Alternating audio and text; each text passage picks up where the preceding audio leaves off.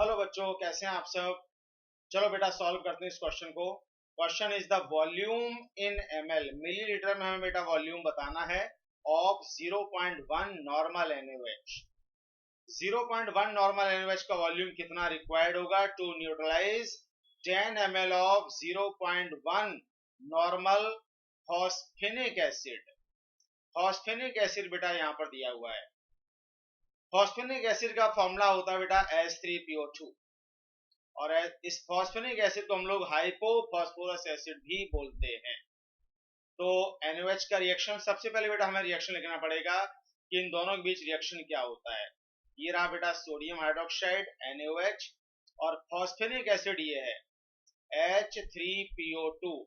इसको हम लोग बेटा फॉस्फेनिक एसिड बोले या हाइपोफॉस्फोरस एसिड भी बोलते हैं। ठीक है बेटा, दोनों का एन फैक्टर 1 है।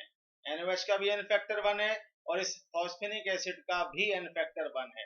ठीक है, ये एक H+ रिलीज करेगा और ये एक OH- रिलीज करेगा, तो एक वाटर मॉलिक्यूल का फॉर्मेशन होगा।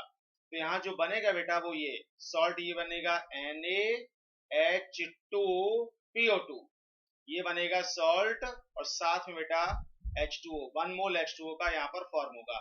मैं यहाँ पर इस हाइपो फॉस्फोरस एसिड का स्ट्रक्चर बना देता हूँ। फॉस्फोरस का कोई सा भी ऑक्सी एसिड हो, उसमें एक तो P double bond O fix होता है और एक P single bond OH fix होता है।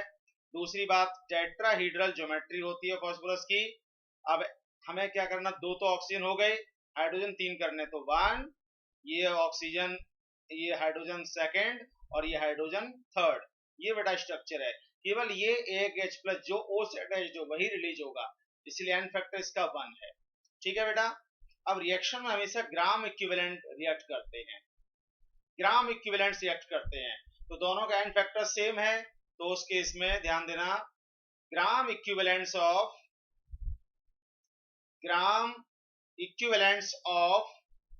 NaOH equal to gram equivalents of H3PO2। दोनों के ग्राम इक्विवेलेंट्स यहाँ पर इक्वल रिएक्ट करेंगे बेटा, इसलिए हम यहाँ पर अब फॉर्मूला लगा सकते हैं सीधा सीधा N1V1 इक्वल्स टू N2V2। अब देखो बेटा, N1 हमने NaOH का नॉर्मलिटी कितनी दे रखी है, 0.1। ठीक है बेटा, 0.1 और V1 हमें इसका पता करना है, इक्वल टू N2 फॉस्फेनिक एसिड की नॉर्मलिटी कितनी है बेटा, 0.1 और इसका V2 कितना है, 10 ml। ठीक है बेटा, ये रहा 10 ml।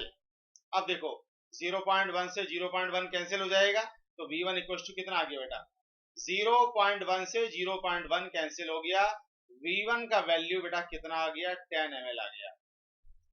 V1 का जो वैल्यू है वो 10 ml आया सीधा सीधा। और यहाँ पर जो आंसर बेटा होगा हमारा, volume of 0.1 normal NaOH required in ml कितना हो जाएगा बेटा, 10 ml आएगा।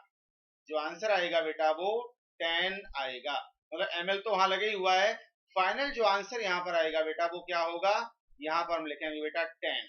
So this will be the final answer of this question. Hope you understand this explanation. Thank you very much.